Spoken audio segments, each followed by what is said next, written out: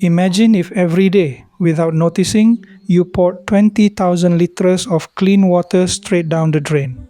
That is exactly what a single silent toilet leak can do, and across millions of homes, it becomes a quiet disaster. But here is the good news. You can stop it in 10 minutes with tools you already own. This is your guide to a simple DIY home water audit that will save you money, protect your community's water supply, and help the planet in a very tangible way. We are going to walk through each step, and along the way, I will share a quick, fun math puzzle that shows just how big this hidden problem really is. So get ready to become a leak detective, no plumbing experience required. First, let's understand why this matters. Water is heavy, energy intensive to clean and pump, and far too precious to let slip away silently. A faucet that drips once per second wastes more than 3,000 liters a year. A running toilet can waste over 700 liters a day, enough to fill 5 bathtubs. Multiply that by all the forgotten leaks in your town, and you are looking at millions of liters vanishing into sewers, putting strain on reservoirs, treatment plants, and your wallet.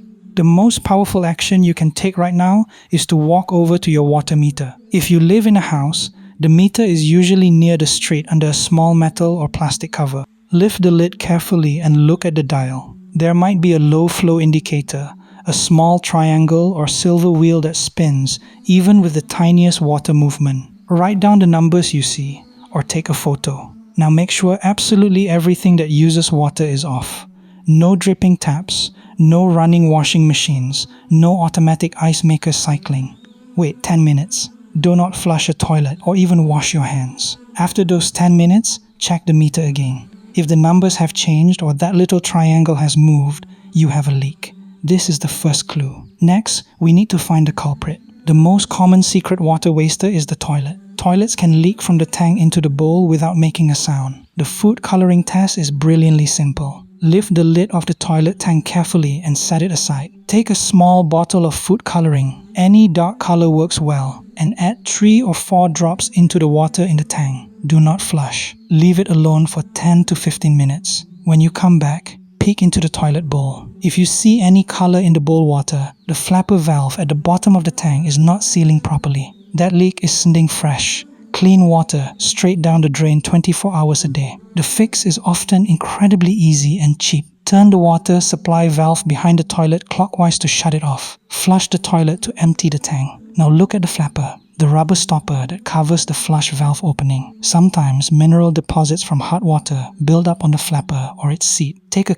clean cloth or a gentle scoring pad and wipe the rim where the flapper sits. Then clean the flapper itself. If the rubber feels hot, cracked, or warped, a replacement costs about $5 at any hardware store. You simply unhook the old flapper from the chain and the packs on the overflow tube, then stretch the new one into place. Reconnect the chain, making sure it has just a little slack. Turn the water back on and let the tank fill. Do the food coloring test again, and you will likely see crystal clear water in the bowl. You have just stopped the biggest leak in your home in less than 10 minutes. Now let us move to the faucets. Walk through your kitchen and bathrooms and listen closely. A steady drip every second may seem small, but that rhythm is a leak you can hear. Most drips come from worn-out O-rings or cartridges inside the handle. If you are even slightly handy, you can turn off the shut-off valves under the sink. Take the handle apart with a screwdriver and replace the little rubber ring or cartridge. Many hardware stores give away O-ring assortments for pennies. Reassemble the tap and test it. If you do not feel comfortable, a plumber can fix it quickly, and the savings on your water bill will quickly pay for the visit. While you are at it, check the aerator on the tip of the faucet. Unscrew it, rinse out any grit, and soak it in vinegar to dissolve mineral buildup. A clean aerator maintains good pressure while using less water, which is a double win. Next, head to the shower. If your shower head drips after you turn it off, the same principle applies. Replace the washer or cartridge inside the handle. Even if there is no drip, consider swapping an old shower head for a modern water-saving model. Today's efficient shower heads mix air with water to feel powerful while cutting flow by a third. This simple swap can save a family of 4 over 60,000 liters a year without sacrificing a single second of comfort. Let us step outside for a moment. Walk around your yard and look for suspiciously green patches of grass when the rest of the lawn is dry, or listen for hissing sounds near hose connections. A leaky outdoor spigot is easy to overlook because the water soaks into the ground, but it can lose hundreds of liters an hour. Tighten the packing nut behind the handle with a wrench, or replace the rubber washer inside. Check your garden hose as well. Even a pinhole leak multiplies over a growing season. If you have an irrigation system, turn it on zone by zone and look for broken heads, geysers, or soggy areas. Adjust or replace faulty sprinklers and set the timer to water only in the early morning or evening to reduce evaporation. You are saving both water and the plants that depend on it. Now comes the moment where we connect this hands-on work to a big, fun mental picture. I promise you a math puzzle, and here it is. A typical silent toilet leak can lose about 8 liters of water per minute without anyone noticing. Now consider this. There are roughly 1.5 billion flush toilets in the world. Imagine that just 1% of them, 1 in every 100, has such a silent leak. So 15 million toilets are quietly pouring water away right now. How many Olympic swimming pools would that fill in a single day? Let's break it down. Each leaking toilet wastes 8 liters per minute. There are 60 minutes in an hour and 24 hours in a day, which means 1,440 minutes per day. Multiply 8 liters by 1,440 minutes and you get 11,520 liters per leaking toilet per day. Now multiply that by the 15 million leaky toilets. 11,520 liters times 15 million equals 172,800,000,000 liters. That is 172.8 billion liters every single day, just from 1% of the world's toilets. An Olympic swimming pool holds about 2.5 million liters. So divide 172.8 billion by 2.5 million. The result is 6,9,120 Olympic swimming pools every day. Imagine 6,9,000 pools full of crystal clear water drained away daily, enough to supply entire nations. That number is so large, it is almost absurd, yet the math is solid. If 1% of toilets leak, we lose a small C every week. The takeaway is not despair, but empowerment, because each one of those leaky toilets can be silenced with a $5 flapper and 10 minutes of effort. Your toilet is part of that statistic. And by fixing it, you remove your contribution from that massive useless flow. That is genuinely world-changing. So far we have covered the meter test, the food coloring toilet test, the flapper fix, dripping faucets and shower heads, and outdoor leaks. Let us add one more easy win that many people miss. Check the water level in your toilet tank.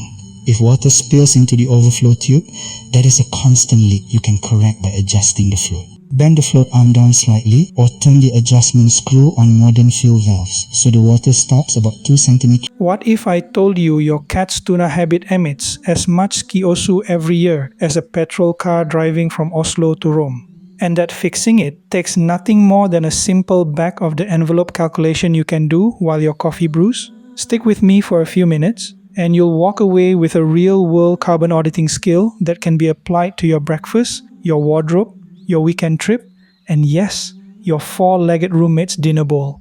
It's science, it's math, and it's oddly satisfying. The kind of quiet superpower that makes the planet a tiny bit cooler every time you use it.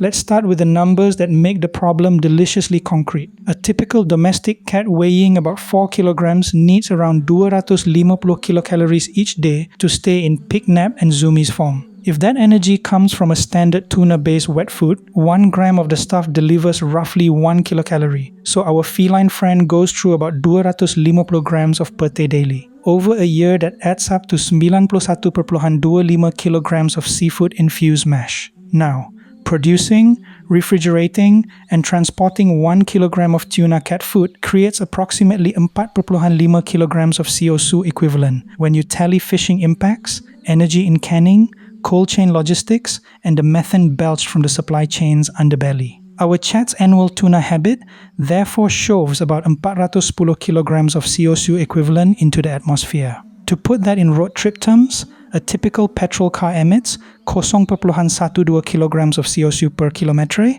so 410 divided by 0.12 gives you 3,416 kilometers. Practically the distance from London to Cairo, or a summer drive from Hamburg to the heel of Italy. Your purring fluff ball, adorable as a sunrise, carries the climate shadow of a small hatchback. Now for the human side of the equation. Imagine you drive 10 kilometers each way to work, 5 days a week. That's 100 kilometers of commuting every week, spitting out 12 kilograms of CO2 onto the planetary balance sheet. On Monday morning, you make a bold decision. You dust off the bicycle, pump the tires, and pedal to the office. Your weekly car emissions go from 12 kilograms to zero. Simultaneously, you decide your cat deserves a lower carbon meal. So you switch from tuna pate to an insect-based kibble made from black soldier fly larvae. The new chow has a footprint of just 2 kilograms of CO2 equivalent per kilogram of feed, and because it's equally calorie dense, your cat still chomps through 91.25 kilograms a year. On the buck-based diet, the annual emissions tumble to 182.5 kilograms, which works out to a daily carbon claw print of 0.5 kilograms. The tuna days, remember, spewed out 1.12 kilograms daily. So the switch saves 0.62 kilograms of CO2 every single day. Now comes the puzzle. Best solve on a napkin while you sip your morning latte. How many days of feeding the insect kibble would it take to offset the 12 kilograms of CO2 you used to emit during 1 week of driving now that you're cycling? Divide 12 by the daily saving of 0.62 and you get about 19.4 days. 19 and a bit mornings of crunching bark-based biscuits, and the sky is cleaner by the same amount your old car commute dirt-tight in a single week. If that didn't make you grin, read it again. Because you just performed a climate-oriented equivalent exchange calculation that most policymakers struggle to articulate over PowerPoint. This is the core trick I want you to take away.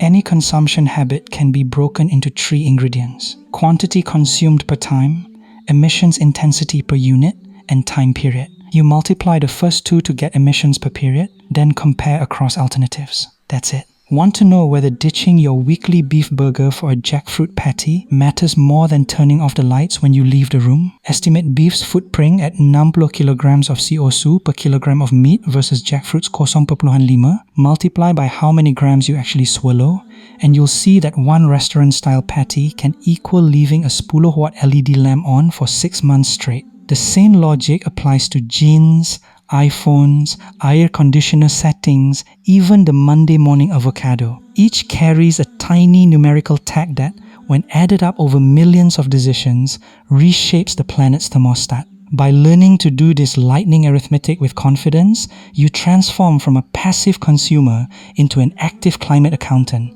someone who can spot the biggest levers and yank them joyfully. Let's practice together with a few more whimsical yet deeply practical scenarios, because repetition turns a conscious skill into a reflex. Scenario 1. Your neighbor buys a brand new polyester hoodie every 2 months, each with a footprint of about 30 kilograms of CO2. You prefer thrifted cotton jumpers that add maybe 2 kilograms per item because the manufacturing emissions were written off long ago. After a year, the neighbor's 6 hoodie haul racks up 180 kilograms, while your 2 second-hand sweaters tally 4 kilograms. The gap, 176 kilograms, is roughly equivalent to 1,400 kilometers of driving.